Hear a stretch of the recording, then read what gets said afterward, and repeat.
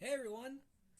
If you've noticed anything different about me, I am wearing a brand new Superman cap, which came in the mail earlier today. One of many packages. I just wasn't sure which package it was. So I'm going to be unboxing a brand new package that I ordered from Amazon. I ordered several packages for the last few weeks, and well, I just one of them was a movie, and the other one was some albums. The albums are coming in Wednesday, but the movie, allow me to explain what the movie is. You see, I have a lot of DVDs, as I've mentioned, and I own several sequels to several of these DVDs. One of them is George A. Romero's zombie trilogy, the Living Dead trilogy. It all started with Night of the Living Dead, which was released in 1968. I saw that when I was around 14 or 15. Night of the Living Dead is basically the granddaddy of the modern zombie horror film. What is a zombie? Here's the definition. Yeah, that's a zombie. Beforehand, zombies were pretty much a Creole Haitian voodoo spell of raising the dead to be brainwashed, which is why some people use zombie as a metaphor for brainwashing. Like, oh, Donald Trump brainwashed idiots, and now his supporters are practically loyal zombies. That's one example of the metaphor zombie. But yeah, Night of the Living Dead was groundbreaking. George A. Romero introduced us to the modern flesh eating zombie. And in 1974, he then made a follow up known as Dawn of the Dead. This one upped the ante. There was color, and there was a lot more gore with practical effects by Gore Daddy himself, Tom Savini. And I wound up buying the DVD because I was unable to watch it on streaming services. That's the problem. You see, Dawn of the Dead is facing some legal issues with streaming services. Like the Romero's estate can't come to an agreement with any streaming services, so unfortunately, you cannot find Dawn of the Dead available in any streaming service like Netflix or Hulu or Shudder or Amazon, which is unfortunate. It's like you can find the remake directed by Zack Snyder, but if you want Dawn of the Dead, the original, you're gonna have to buy the DVD, and that's what I did. I pretty much bought Dawn of the Dead on DVD, and I got to watch it. Of course, I watched it after watching the kill count. Ain't that ironic?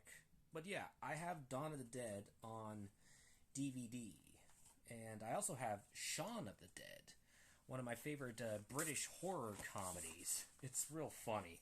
Gory as hell, but really good. It's very good. But yeah, if you're a zombie fan and you haven't seen Night of the Living Dead and Dawn of the Dead, what are you doing? Watch it, man!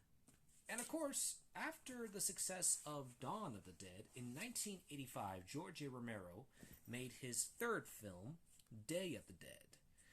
Day of the Dead is notable for being the one of the few horror films to get pretty much not get an R rating due to the excessive violence.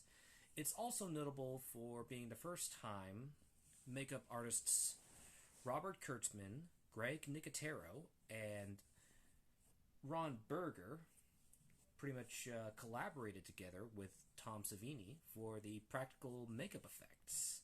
And Kurtzman, Nicotero, and Berger would later on pretty much co-find their own special effects company known as K&B Effects. And K&B has done so many practical makeup effects for the Friday the 13th films, also Evil Dead 2, Spawn, the Kill Bill films, Narnia, and of course, The Walking Dead. So we have Day of the Dead to thank for K&B Effects. Day of the Dead, unfortunately, was overshadowed by Dawn of the Dead. People kept on comparing it. If George A. Romero had his way, the film practically would have been like Indiana Jones with zombies. Now that is something I'd actually like to see. I've watched Day of the Dead. I watched it for the kill counts, and I must say it's a pretty underrated film. It doesn't get enough love. People thought it was too talky, but I like the philosophical discussions, and I think that Tom Savini is at his absolute best with the gore. And since I have Dawn of the Dead on DVD, it made sense to purchase Day of the Dead. And so, I'm finally going to unbox it. Came in a few hours ago.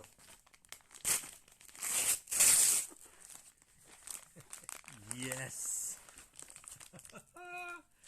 Day of the Dead, the collector's edition! Ooh, yes! So yeah, if you're a zombie fan, you should watch this. And then watch The Kill Count, hosted by James A. Janice. It's really good. I mean, and if you want a much gorier version, well, get a Patreon so you can watch the explicit version of The Kill Count to Day of the Dead. Yeah, this film is violent as hell. Yeah, due to the scenes of violence, which may be considered shocking. It's like, if you're under 17, I wouldn't recommend watching it. But then again, I watched Freddy vs. Jason when I was 13. And we all know how it feels when we're under 18 and watching a violent film that we shouldn't be watching. And we feel that adrenaline, like, I shouldn't be watching this. This is so awesome. But yeah, you guys might like Day of the Dead. I highly recommend it. And coincidentally, I also got some noise-canceling earplugs for sleep. They might just work.